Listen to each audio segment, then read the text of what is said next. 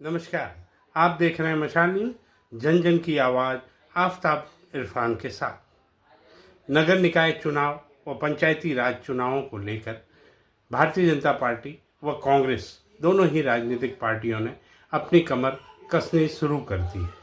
अब दौर शुरू होगा वादों का, आरोपों का और नारों का।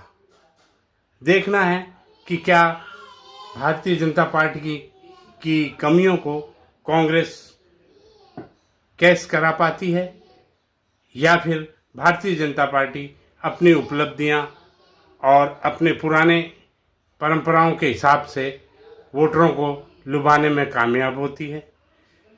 अब इसे लेकर भारतीय जनता पार्टी की ओर से भी बैठक का आयोजन किया गया, जिसमें मंत्री ने अपने कार्यकर्ताओं को उद्बोधन दिया। वहीं कांग्रेस की भी आज नगर की बैठक का आयोजन किया गया, जिसमें पूर्व विधायक संयम लोढ़ा ने अपने कार्यकर्ताओं को क्या कहा, आइए देखें। नगर परिषद में हमने अभी 75 करोड़ रुपए पैसे की कोई कमी नहीं और आने वाले समय में पूरी विधानसभा में अगर लड़के की सोच से आगे करके कुछ क्या है कि हमने 1700 करोड़ रुपए भी विधानसभा में हमारे पास प्रूफ है, हमारे पास लाइन नहीं है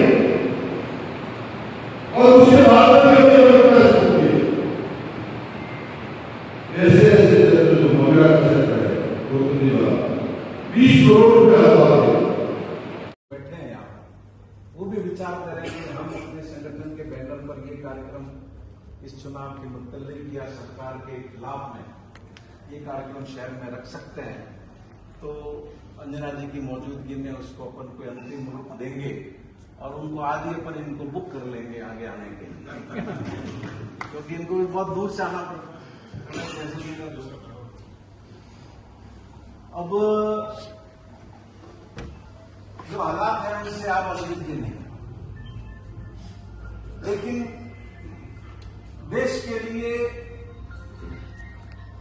एक बहुत सुकून देने वाली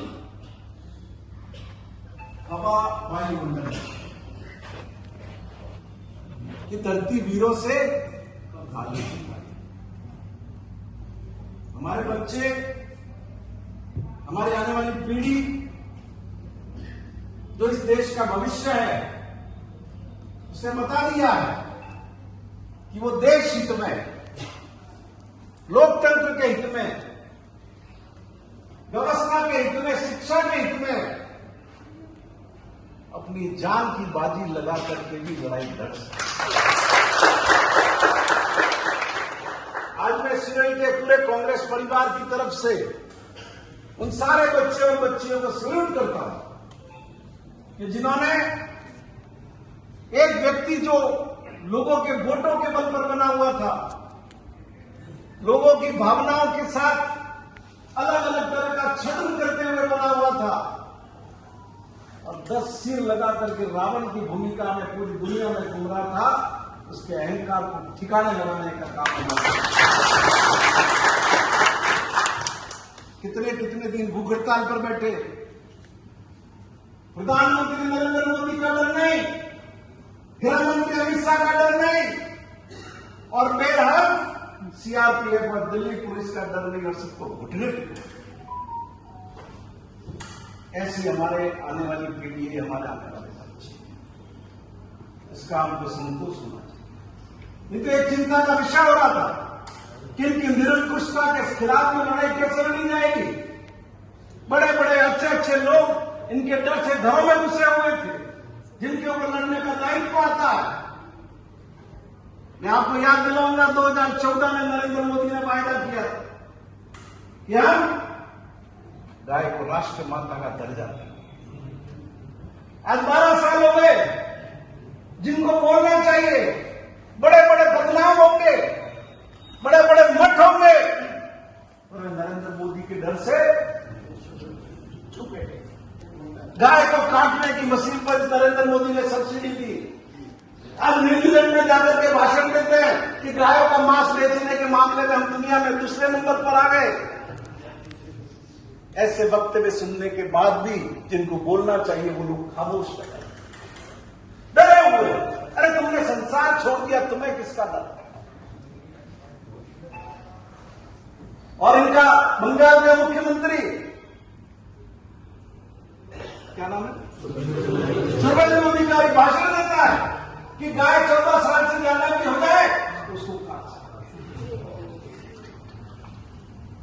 इनका असम का मुख्यमंत्री भाषण देता है बीफ खाओ लेकिन घर में बैठ के खाओ। अरे बीजेपी वालों, आरएसएस वालों, शर्म से डूब मरो तुम्हारा आगे मुद्दा था, तुमने पूरी जिंदगी जिस मुद्दे पर राजनीति की, आज लोग ज्ञापन दे रहे और यही लोग आके अध्यक्ष बन जाते हैं सारे गायों को वो राष्ट्रमाता का दर्जा देने के मामले में। तुम्हारी हिम्मत नहीं है नरेंद्र मोदी को कहने की, बीजेपी को, हाईकमान को कहने की, आरएसएस को कहने की। तो इतने बड़े दुख के बाद चुनाव है, लेकिन उनके खिलाफ बच्चे लड़े और उसका इस्तीफा हमारे सामने भी लड़ाइयां मौजूद है। हम क्या भूमिका अदा कर सकते हैं? हमको विचार करना चाहिए। वो दिल्ली की लड़ाई थी, ये सिरोही की लड़ाई है। क्या हम सब लोग इस लड़ाई को बिना डर के, बिना खौफ के लड़ने के लिए तैयार? कितने लोग तैयार?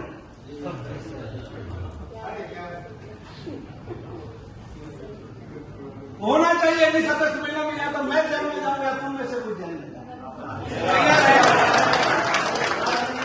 कभी लड़ाई लड़ी जाएगी। चाहे धोखे में आके हो, चाहे गुमराह होके हो, चाहे धर्म के नाम पर ठग